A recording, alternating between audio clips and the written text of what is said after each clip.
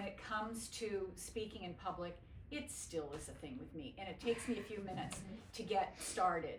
But anyway, and so I write everything out to make sure that I don't forget something. But we can be, I am more than happy to answer questions as we go along, but I'm going to give you a little bit of history. The other thing that I did do, and because I noticed that other people, when they're doing presentations, bring pictures and things, I have brought some pictures of some of my favorite horses that I've worked with in the past. And then one of the things that they did for me when I retired from Windrush was I said, I do not want any gifts. So what they did was they put an amazing book together of memories. So pictures of many of my students, which really tells the story of Windrush in general, because there's so many of the neat students on the horses and whatnot. So this is kind of a neat thing to look at if people have time at the end. So I will try to talk not too terribly much. But I just, Sam had asked me to come and at one point, and my favorite topic probably is Windrush, but she also asked me to talk a little bit about myself, which I don't like to do, and but sort of how I started, where I started, and how Windrush and my relationship all came together, because that's what I'm most known for. Is I'm Mandy from Windrush. So that's just the way it is. So we'll get started, and if somebody comes in, that's great, plenty of places to sit. So I grew up in Marblehead, and Marblehead was not a place where you really wanted to have horses. There were many horses in Marblehead when I was growing up, and I was absolutely horse crazy. So I drove my parents absolutely nuts. They specifically said we will have no horses in Marblehead, and I was one of 7 children, so there was just no way that we were going to do 7 kids and all the stuff that we did and try to manage horses there. But anyway, so things were a little challenging for somebody who was horse crazy, and I was forced to stalk every horse in Marblehead.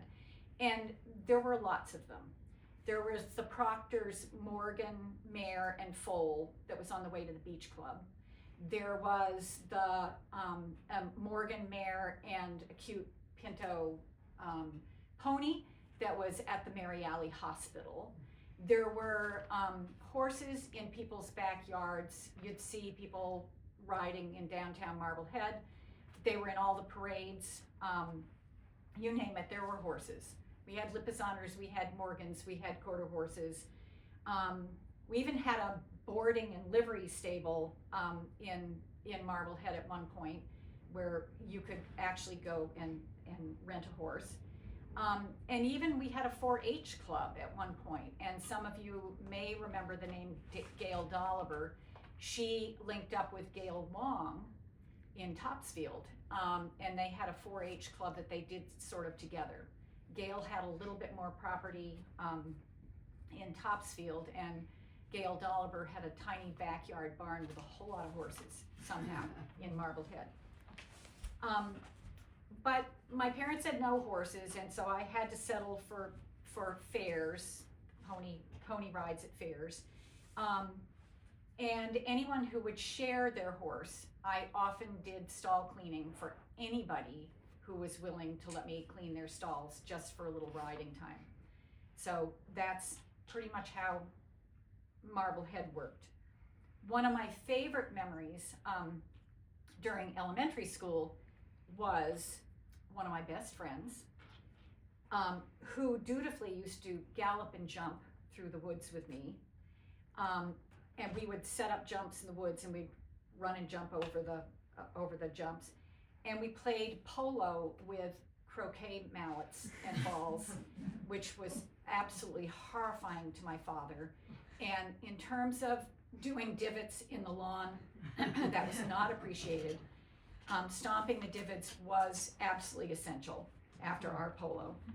and we tried very hard to disguise what we did. But I was always pretending to be a wild horse, running free with the wind running through my hair, running and jumping. And that was just childhood. Lots of fun. Not as many horses as I would have liked. When I was 13, I met this really neat person who lived across the hill. My parents lived on one hill, and her mom and dad lived on the other hill. And we used to run back and forth between hills. But anyway, she and I were given a series of lessons at Pine Grove Stables with Helen Morse and Patty Murray 1,000,000 years ago. It felt like. We rode from Pine Grove down the cinder track next to the polo field. That was the first time I ever saw a crossing with a light that was specifically set up for mounted riders. That was the coolest thing I had ever seen. We crossed Route 1, and there you have the entire schooling field accessible. I was 1A, on actually. 1A, excuse me, sorry. Yes, it is 1A. Thank you, Nat. So I learned about the schooling field, the train, and we rode up Silly's Hill, came down the steep side first. That was scary. I had never done anything like that before.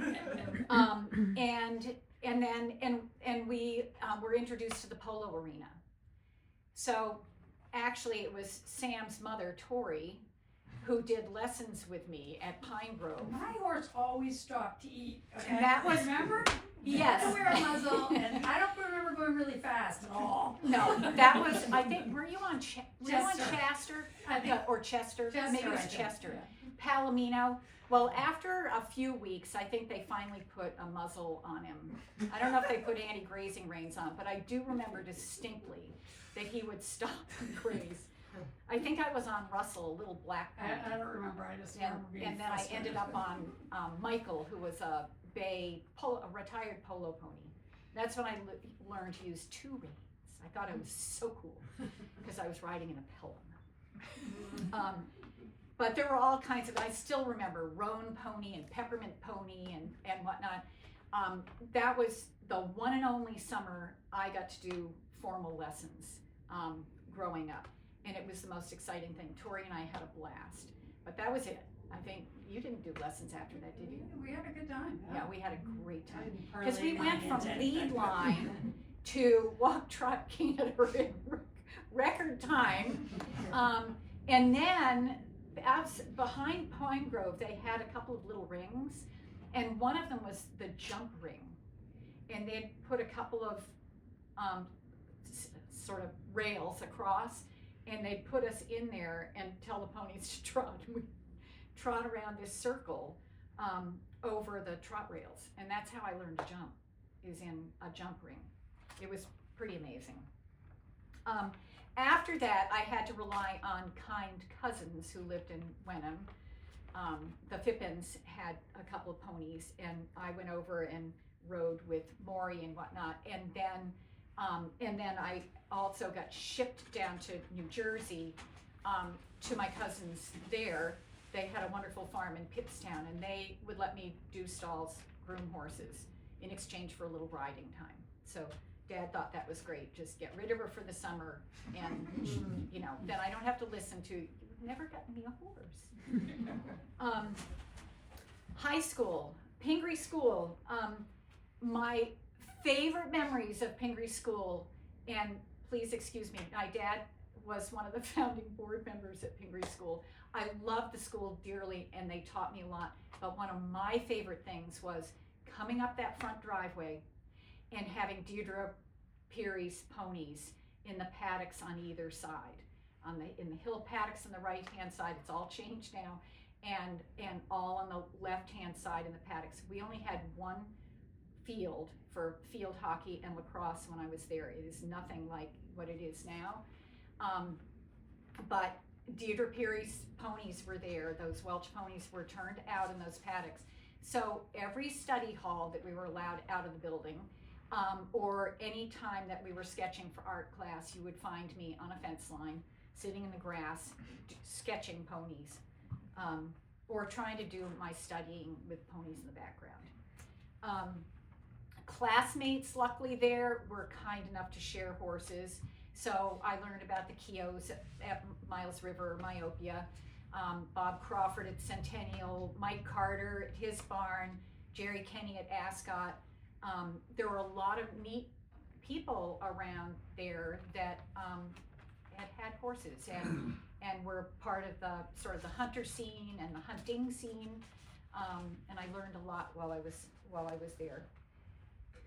I then went off to college in Boston. So now we're going to get into my introduction to Marge.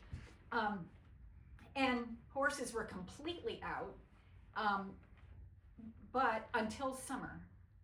And then Diane St. Laurent, who was a neighbor of my parents in Marblehead, said, "Oh, you've got to come to Windrush Farm and meet Marge Kittredge." She said, "I've got a group of ladies. We go there and we're going to do, this summer we're doing a 5-day event clinic with her. You've got to come." I had no idea what eventing was, but was happy to learn. And so Sandy Moore and Diane St. Laurent and a bunch of other people from Marblehead gathered me up. We drove out to Marge, and that was my first introduction to combined training. I had babysat all during the school year and could afford a week of the summer clinic, and it was fascinating. Marge, who was a DC for the Pony Club, she just was amazing. She did these 5-day clinics to introduce you to dressage and cross country and stadium jumping, those 3 disciplines. And I will say summers of 72 through 75, I did Marge's clinics. I dragged my sister into Marge's clinics. Even did the Tell Me Tally horse trials the Wilcoxes put on, sort of over by Old Flying Horse, but off of Gale Avenue. I learned more about Pony Club hunting, and was then introduced as well, because Marge never did one thing, and was then introduced to therapeutic riding. So I will say that and this happened to a lot of you, any adult riders or teens of a certain age at Windrush who dared to ride with Marge were often volunteered or voluntold that they needed to be there in the late afternoon after they had spent all morning and all day doing the clinic. They needed to stay there just a little longer, till 5 o'clock, so that they could volunteer with the therapeutic classes. That's where I started to get hooked. We worked with a lot of students with behavioral issues and learning disabilities. That was my specialty at college. So, sort of what could be better. So college graduation in 75. Which college was that? Wheelock College in Boston, Teachers College. It's now part of BU. It's been absorbed by BU, but it was a great college. I got a teaching opportunity in Newton. It was at the time that there were a lot of teachers coming out of school, and there were huge financial cutbacks in the schools. So I was offered a full 4th grade classroom of 22 students, and they wanted to pay me $7,000 a year. And even then, that wasn't enough money so that I could live sort of close enough to commute to school. And I figured out that I'd be making about 2 cents a day if I was somehow commuting from my parents' house. So I didn't do that. I went the unconventional route, which sort of horrified my dad. 4 years of college for what? We know that feeling. But going the unconventional route, combining the love of the outdoors and the passion for horses and special needs and students with special needs, was like the ultimate to me. I lived with Marge from 75 to 80 in her farmhouse for several reasons. I had available to me a 56 Volkswagen that really didn't need to be the commuting route from Marblehead to Boxford every day. Probably wouldn't make it. So I went out usually on Sunday night and then stayed through Friday night, went home Saturday and most of the day Sunday for a while. But anyway, I was lucky enough to move in with Marge. And then the first thing that I did was, because I was first volunteering and paying board to stay there. And then when lots of people left to go back to college or whatnot, all of a sudden Marge needed to pay me so that I would stay. And because I had learned to muck stalls and I knew how to groom horses and I could ride, not beautifully, but I could ride. And I could do just about anything she needed done on the farm. I will say that Marge taught me a lot. I learned very quickly how to run a tractor, how to fix a spreader and use the spreader, how to hook up and run haying equipment. I did fence mending, I did wood cutting, I did horse training. I learned how to drive a horse trailer. Marge loved to do this. It's trial by fire. One day... Actually backing up. Oh no, wait, this is really good. So Marge had a Pontiac station wagon, blue Pontiac station wagon. I don't know if any of you remember any of this, with a 454 engine in it, and she had a 3-horse trailer. And she looked at me one day and she said, well, you know how to hook up. And I said, yeah, I know how to hook up. Well, all right, I need you and Mickey to go pick up shavings at Route 1 in, I want to say Newbury. I think it was right near Newbury Auto Sales. There was a guy, can't remember what his name was, but anyway, used to sell shavings out of back there. She said, I need you to go, need to pick up shavings. Mickey, don't you drive. Mandy's got to drive. She's got to learn how to do it. So we leave in a thunderstorm from the farm, Pontiac 3-horse trailer. We've taken the partitions out. We get up to West Newbury, we go in, and the guy says, oh yeah, the only shavings left are way out back. Oh, by the way, you can't turn around back there. You're gonna have to back down the whole side of the arena. So, okay, trial by fire, we can do this. Hi. We can do this. So, Mickey said, all right, I said, all right, I know, Marge told me, or told you couldn't help, but I need you to get out of the car and make sure I don't hit the side of the arena, okay? So I backed down the whole side of the arena. Then the guy says, well, I don't have anybody to load the trailer. So we lowered the ramp, we put all the shavings on the trailer, closed everything up, and by that time the thunderstorm was over and we were fine, and drove back to Windrush, backed it up to the barn and unloaded everything. So yes, I did learn how to back a trailer down, and it's been quite good since then. Done a lot of trailer backing for a lot of people.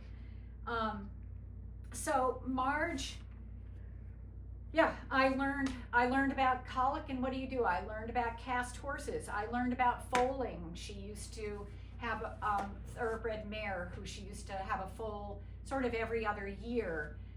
And that was a real joy in foaling the mare out, but also it was really one of the best experiences we could have had for many of our students, who again, many of them had a lot of them came from single family homes and whatnot, so how cool to see the relationship between the mare and the foal and understand all of that. It was really, it was pretty neat.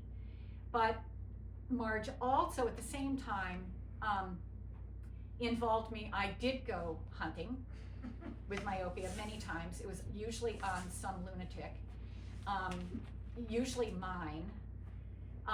To start, I had a neat little mare that nobody would buy, that was a boarder at Windrush, and I have wonderful memories. Well, Marge talked the owner into giving the horse to me because we were not successful selling it.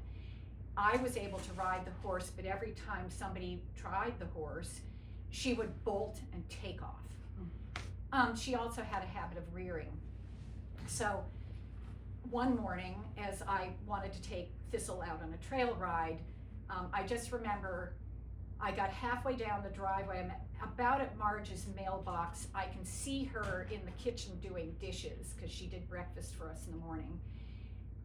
Thistle refused to go down the driveway, and all of a sudden she rears and she's spinning around like this, and Marge peeks out the front door and says, "Do not take out the mailbox."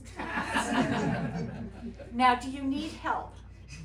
I said, "Nope, think I've got it under control." I was like, got the horse further away from the mailbox. Okay, try again.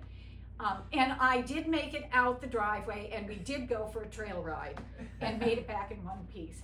I think it was shortly after that that Marge talked the owner into giving me the horse. And that was the horse that I started hunting with, hot as a coot. Half thoroughbred, Arab Welsh cross that had been a pony club horse but terrorized its owner. And so one of the other tougher pony clubbers rode her, and not locally, this was in Milton. But anyway, I did hunt her several times with Marge, and then Marge was kind enough to give me maybe one of the school horses that really knew what they were doing and would stay a little bit more grounded when we were in the hunt field. And Marge also gave me the opportunity, and I did quite a bit of eventing over the years with my horse and lots of horses from Windrush. And one of the things that Marge firmly believed in, first of all, the first herd that Marge had that were our original therapeutic riding horses were mostly thoroughbreds. We had a couple of quarter horses and a couple of sort of grade horses, but many of them were thoroughbreds. And she believed that the more versatile those horses were, the better they were. And especially in terms of the therapeutic riding program, the more they had been exposed to, the better behaved they were. And they were good. Probably 6 out of 10 of the thoroughbreds were really good. There were 2 that weren't. Anyway, never mind, we won't get into that. But Marge also, just on a sidebar, Marge also had, we were involved in demonstrations, which I love doing, whether it was Broughton House, whether it was Myopia Polo. If any of you, and I brought this as a chuckle, talk about I hang on to things. This is not good when you start rearranging your closets and you find that you've got Ledyard 77. And I think this was the next year. We did demonstrations at Ledyard 77. If I don't know how many of you guys were aware, but it was the year that it was international, and it was pretty amazing. They did the filming for International Velvet there, and of course there were many of Marge's pony clubbers, some of them on Windrush horses, that were flag bearers for the ceremony, and then we were there for Stadium Day to do a demonstration. And we had 2 riders there, on Folly, who was Marge's sort of foundation mare, and then and Star, who was her youngest daughter Ellen's pony club pony. Was that the one where Princess Margaret and Snowden? That's right. Yeah. Yeah. Royalty from Britain. Yes, that was fabulous. That was amazing. But I will say, so a few things happened during the flag bearing ceremony. Apparently Prissy, who one of the pony club riders, Marge is one of the Folly's offspring, took off with Peter, who was another one of our horses. They took off with the flags and they went flying around, and all the teams followed them. Our horses were bolting around the arena, but darn, those competition horses kept right up. And I'm sure Ours ran out of steam pretty quickly, but I can imagine that must have been pretty entertaining. I was watching from the side. I was not a part of that. But I was a part of the antics that went on during our demonstration. Marge was over on the sort of stadium side with, or the bleachers side, with Folly and a student named Alice and those helpers. And I was on the other side with all the flags, with Ellen's pony Star. And I was a sidewalker with, does anyone know Judy Thurston? Yeah. She was Judy Parsons, Judy Thurston. Well, she luckily was the other sidewalker. We had a competent person at the pony's head. I do not remember who that was. But I just remember that Star, all of a sudden, the breeze picked up and the flags flew, and Star wanted to leave. The leader held him just long enough, so I said, "Quick, Judy, make a chair." Feet out of the stirrups, we scooped John up, and the pony went bucking out from underneath the little student. He settled, and then I said, "Okay, let's try it." He came back, we plunked him back on, and we finished the demonstration. Star stayed on the ground, John survived, and I'll never forget Judy for doing that. It's like, "Judy, quick, gotta do something." So anyway, so I've had many adventures thanks to Marge, a lot of exposure thanks to Marge. She was amazing. I'll give you a little history about Marge because I don't know how many of you knew her well, but Marge was raised in New York City.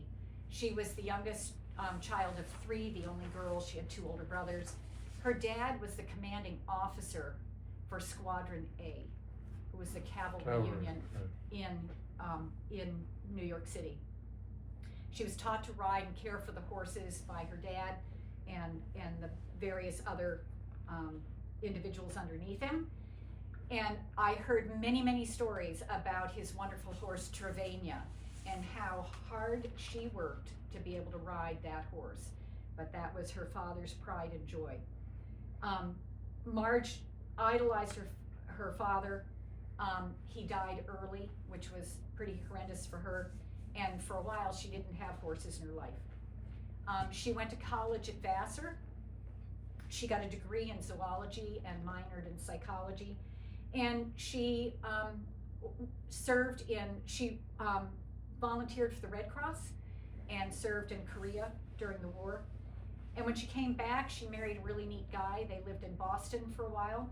And they, in 1950, moved to the farm that I know as Windrush. She had 2 children, which is why they moved out of Boston, I think, at the time, and then later on had the 3rd child there. She ran the farm while Jim was commuted into Boston. I think he worked for Bank of Boston, among others. The first residents of the barn for Marge were chickens and sheep, but it didn't take her long to start collecting horses. She was a hard worker, and she cleared fields for hay, put up fencing for pasture turnout. They got the farm pond dug for water and to water stock and for fire purposes. But then in 1964, Marge's life changed, and she suddenly became single, and she had to decide whether she could make it or not on that farm with the kids. She first gave riding lessons to Girl Scouts and 4-H groups and the local families. And then through a really close friend of hers, Josh Miner, she learned about Outward Bound. And she was inspired by Josh, who brought Kurt Hahn's concept of Outward Bound to the US. She took those principles and applied them to what she was already doing at Windrush Farm in her teaching. So she wanted to use her farm as a space for people to learn more about themselves, to challenge themselves, and to learn more about the horses. Marge developed the program specifically in the beginning to really support students with learning disabilities and people with behavioral issues. That was her main thing. And her belief was that everybody can do more than they think they can, which is very similar to Outward Bound's concept. It really applied to Marge in everyday life, in everything she taught. She's a pretty amazing person. So what Marge started in 1964 has become an internationally recognized therapeutic intervention for individuals of all abilities and all ages. Marge was a pioneer in therapeutic riding in this country. She was instrumental in creating North American Riding for the Handicapped, now known as the Professional Association of Therapeutic Horsemanship International. It's tough when they have these names. In 1979.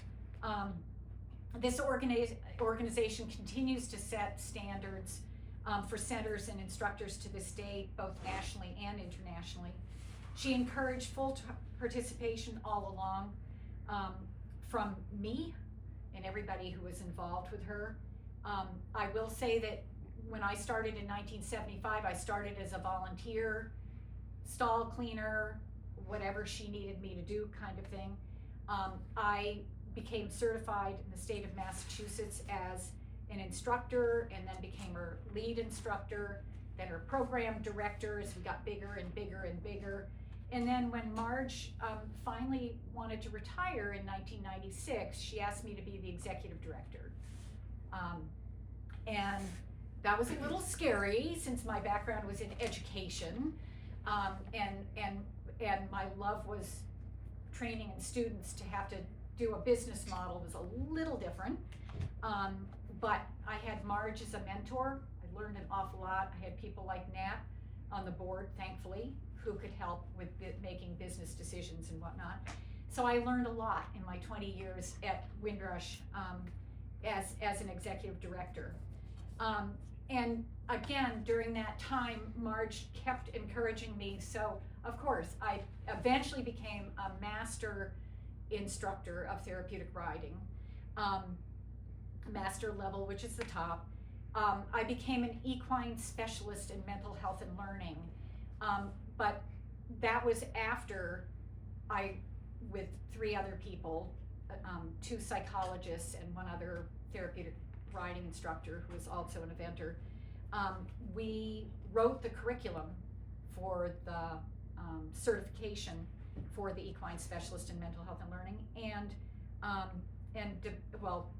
we developed the curriculum for the workshop, and then developed the certification for that workshop. And it's still one of the biggest programs now that Path International offers, because those instructors that don't want to do riding or riding lessons, they can do ground lessons, and that is what that gave them the opportunity for. So Windrush has grown an awful lot in my tenure, from a 3-day program that Marge started to a 5.5-day program currently.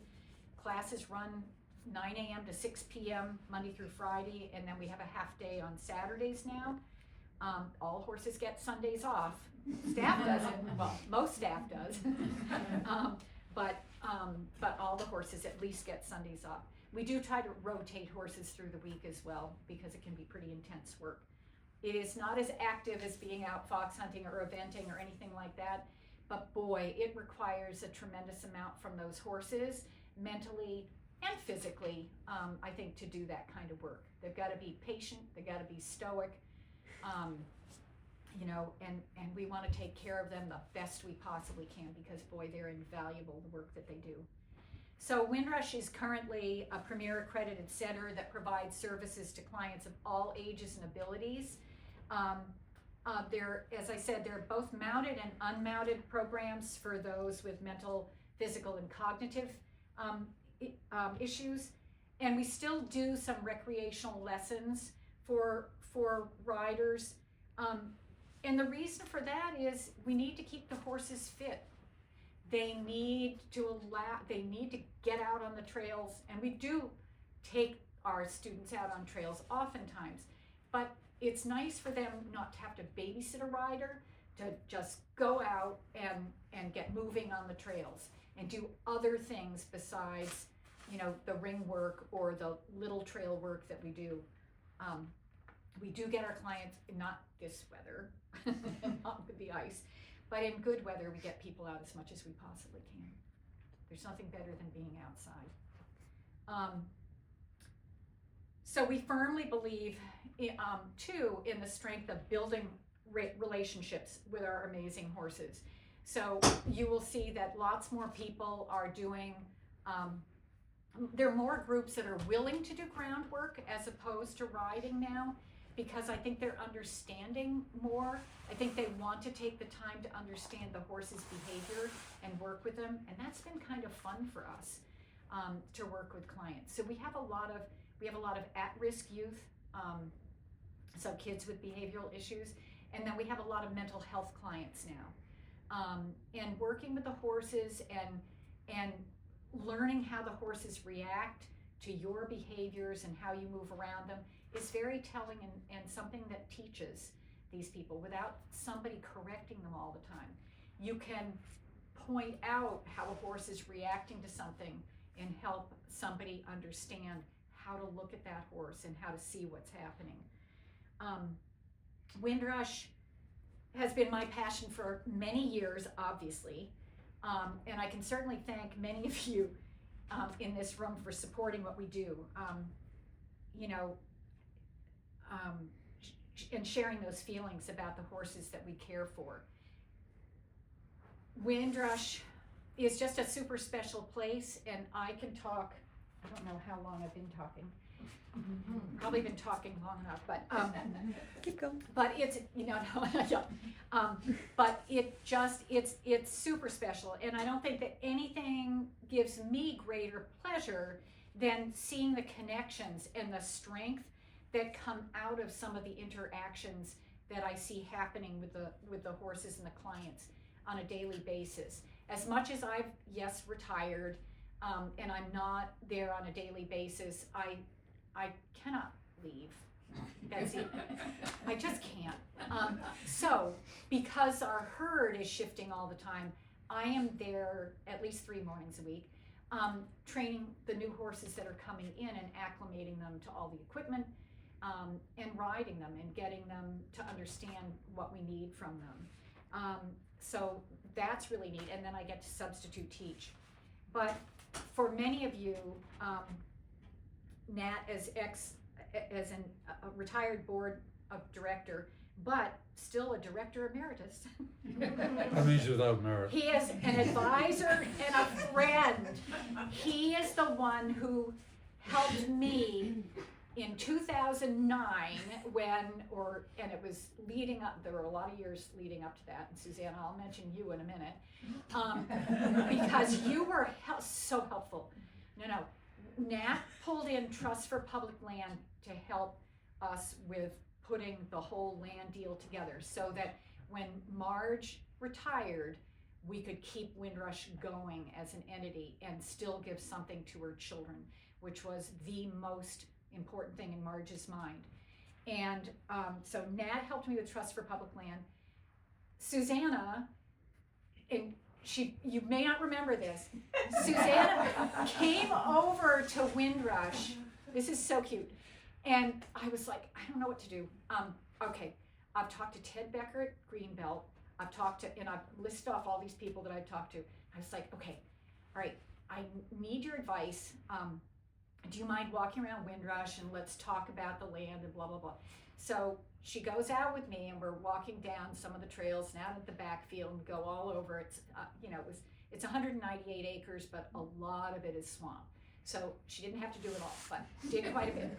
We were out there for a good long time. And when we got back to where she could actually leave, her parting shot to me was, I will never complain about our trails again. It was so, no, and it was so, because Windrush, we had rocky, rooty trails. And God bless, she walked everywhere. We went down to the cabin, we went out to the island trail, we went out through the backfield and whatnot. It was a mess. But I just loved it because I had been out there. There were a few cross-country jumps, and we used to school kids and horses over that. Our recreational riders, obviously, and obviously the riders who did the summer clinics. But anyway, since then, you'll be happy to know we have completely reconditioned all of those trails, because I was as horrified as you were. I just was used to it. But yes, they are much wider. Okay, sorry. They're much wider, and we actually got footing down, which was really nice. And they're actually passable. And we can take all our riders out on them because they are wide enough, level enough, rootless, so that we can actually take our most disabled riders out there. Even if they need a leader at the horse's head and a sidewalker on either side, it's wide enough we can do it. And it didn't used to be. And Marge still made us trot some of those trails. So I just have to say thank you to all of you in this room that have given, and I will just say, time or treasure. Doesn't matter if it's money, in terms of treasure, money, horses, or or equipment. We have used it all in good stead, one way or the other. And I will say that Windrush has changed an awful lot. I miss Marge every day because she was such a hot ticket and she was just so determined to make it all work. But Nat and people helped us pull off, I think it was a 6-month capital campaign. We had to come up with $1 million in 6 months. Trust for Public Land came up with $2 million, and we were able to buy the entire property and then transferred 34 of the acres were the nonprofit, belonged to the nonprofit. Conservation. All the, in conservation restrictions, and all the buildings. So all that we really needed for turnout and for the horses and for riding and our students was in that 34 acres. And then the 160 acres around that is all in conservation. Greenbelt holds the restrictions. So Marge knew, and her kids know, and Charlie's still on the board, and Cinda's still on the endowment committee, and Ellen still, if I call her up with a legal question, will answer her questions. The kids and Marge all knew that the place would stay pretty much as they remembered it, with a lot of improvements, but in a good way, not good improvements to the land. And now I can happily say that the trails that are much more walkable and cut back far enough that the ticks aren't as big an issue, are all open to the public. Exclusive of the 34 acres that Windrush has, the 160 acres, one of the deals with North Andover was we have to keep all the trails open. So we do. But of course that benefits us too, so that we can ride on them. And we can have access to Boxford State Forest and everything else that we want to. So Windrush is in a pretty amazing place, but it's thanks to all the volunteers and all the people that have helped us over the years. And yes, it is my passion.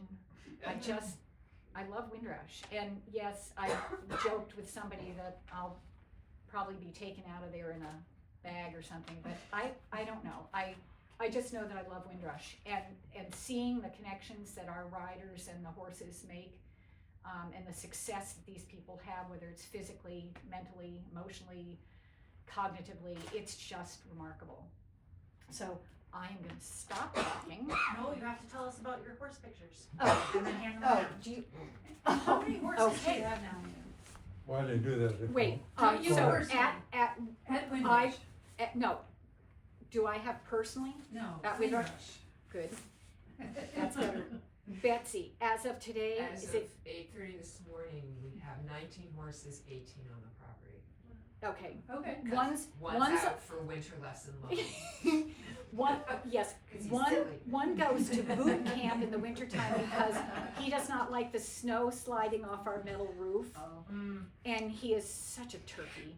So he goes to Megan Liff, and he gets to work with Megan and her students. They have an arena that, or she moves into arena in the wintertime that does not have snow slides. And he's quite happy there. All right, so, well, you'll have to be amused by some of these. This is me at Shepley Hill on one of our therapeutic riding ponies, 14-2, named Prosperity. That pony did the Inter-Pacific Pony Club Rally at Flying Horse, preliminary level. And she had never done anything like that before, but was the gutsiest little horse going.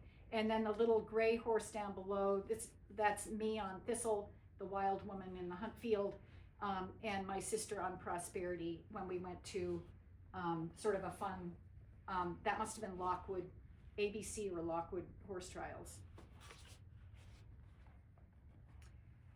Two of my favorite horses, this is Pryor, who's the big dark one with me on board. That is at, needless to say, Cranes Beach. I look like the Michelin Man because it was very cold, as always in the wintertime. And Little Bear, her registered name was Echo Bear. Pryor was a 16 hand thoroughbred off the track, bred by my cousin. Echo Bear was a Hanoverian thoroughbred cross, bred by a friend of mine, out of a mare that was an English bred thoroughbred, looked like part Clyde, who was meant to be a hunt horse, too hot to be a hunt horse, and eventually became Lendon Gray's backup dressage horse for the Bromont Olympics. So that was her dam. Echo Barra was a lot more sensible than Barra was. And Barra came with the name Buster, because she used to bust out of the stalls.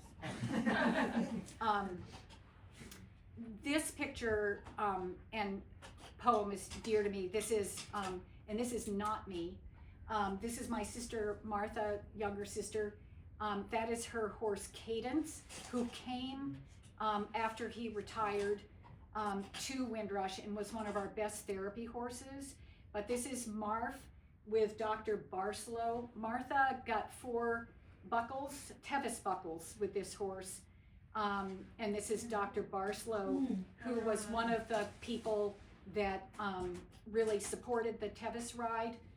Northern California, if you guys are familiar with it, it's 100 miles in 24 hours. Marf got 4 buckles, which meant she came in under the allotted time and was in the top 20 horses, I think. Oh, you just have to grin and bear this one. This is just one of my favorite pictures. And it's only because this is at Groton House, probably Susan Sexton who got me coming over a jump. What I love about this is not only are my eyes finally going to the right, but my horse is on that lead already. Because wonder of all wonders, I was actually turning in the correct direction. So some of those lessons really did work out. And this is just a mishmash of some of the amazing horses that we had at Windrush over time. I had many, many working students who worked with me, and I can name all of these horses, but they were horses that were part of our program.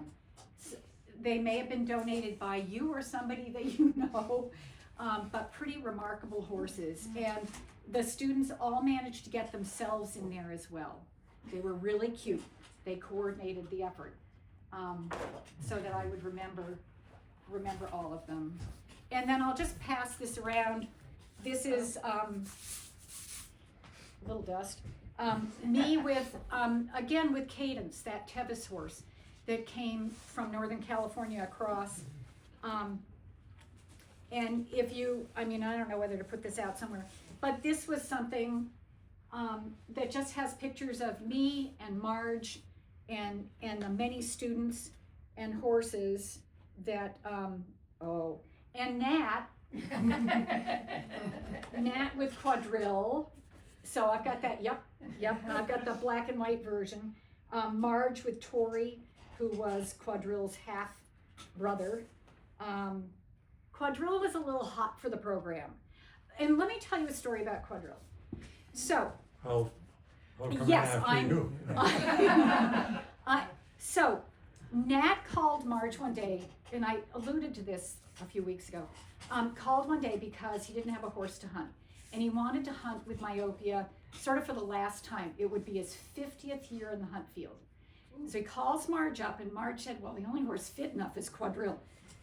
So Nat arrives, picks up an old trailer of his that he had donated to us because he had no longer had horses. He puts 1997. Okay. Puts Quadrille on the trailer, goes off to the hunt, and we don't see him. We don't see him. We don't see him. I'm like, oh God, what's happening now? So then Camilla comes back, his wife, with the car and the trailer, and no Nat and the horse. So I said, well, okay. She said, Quadrille refused to load. Nat is hacking home. So I start leaving. I start backtracking to find Nat, thinking, well, maybe I can help somehow. What was I thinking, right? And there's Quadrille, full trot, going up over the highway, 95 on Topsfield Road, over 95, just trot along. Nat's got this big smile on his face. The horse, looks like she hasn't turned a hair. Now this mare hunted the whole day and still gets him home in one piece, and was sound. And she still wasn't tired enough the next day to ever put in the program. But not only that, it's the only horse we've ever had to stop on Route 1 and wait for the light. So God bless that horse. Big traffic was on. What the? It's going So, and that was Route 1.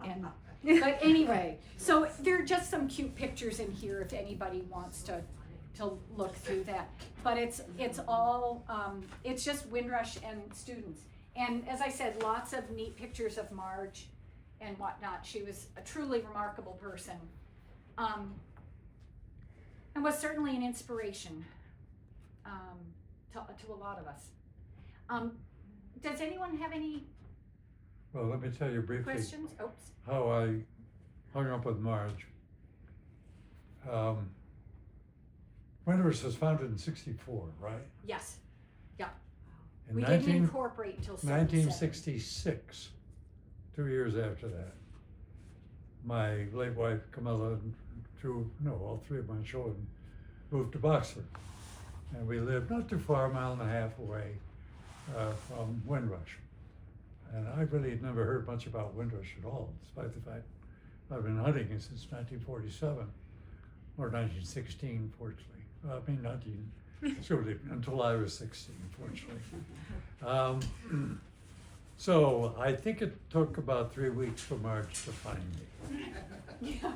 And she knew, I never met her. And she knew two things. One, that I was moving into town, and two, I could ride, because I've been on horses since I was pretty young. And they were 2 years into putting Winters Farm together. It's still the first program in this country, isn't it? It's one of the first programs in this Okay. country. I'm not. But anyway, it was a Probably the really earliest. advanced, you didn't hear about it because it really didn't exist until Marge put it together. Marge and I had one thing in common, although we didn't know it at the time, and that was Outward Bound. And I had done, when I got out of active duty in the Navy and Vietnam War, I looked into some of these racial problems we were having. And then I took a course in Outward Bound in Maine in 1977. Okay. And this is just after we moved to Boxer. I had a similar respect for Kurt Hahn's philosophy, the Outward Bound way of doing things, and the whole movement for what I call experiential learning. It seemed to me that one of the ways to try out, does this work, was exactly what Marge was doing with Outward Bound, with Windrush. And so that's how we sort of got together on this. And not only that, I had expressed to her in 1977 this new philosophy I was reading about, and that, you know, the course I had just taken and paid for was a great adventure. But the people that could use this kind of discipline were people with problems they had to solve, either physically or with themselves, leadership training, etc. And all of a sudden, something called Thompson Island in Boston Harbor, I won't tell you that story, but it became available.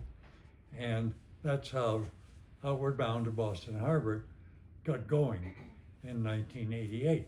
But Marge called me when this was all starting and said, you know, your idea about Outward Bound in, you know, a public high school setting and maybe in a equestrian setting? And I said, absolutely. She called me, and that's how I got involved with Thompson Island, and that's how we put Outward Bound on horseback, which is basically what she did.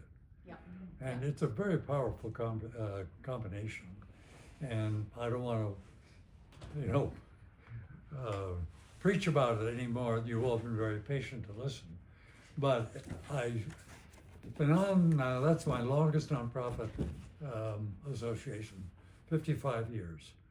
And yes, I was on the board for 30 some years. And every time I tried to get off, hey, Marge, you know, it's usually 2 or 3 3-year terms. There's no time to get somebody else. And she said, no, you can't do that. So Yeah. I was Tim Murray is still on our board. Tim Murray is still on our board.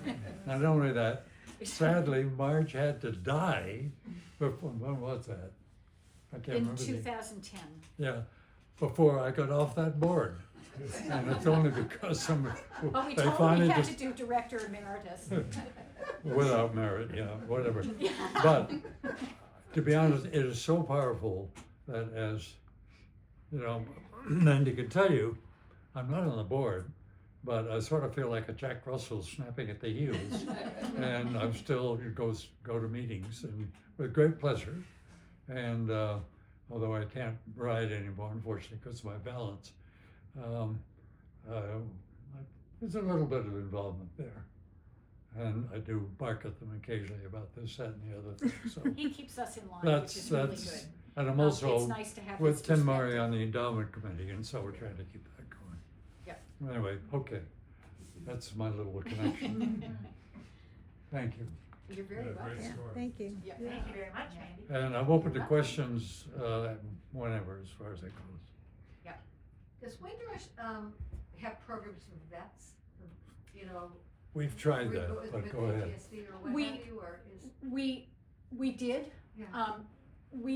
Our first program, I think, started in 2005 with the veterans, and we had a really neat group that would come in from Bedford, from the Bedford VA. It was really hard for us. We don't have a great separate meeting space for them, and quite often they like to have their own place and our own place to hang out. So we've had veterans come in, but not big groups. I wish we did, and hopefully that's something we can look towards.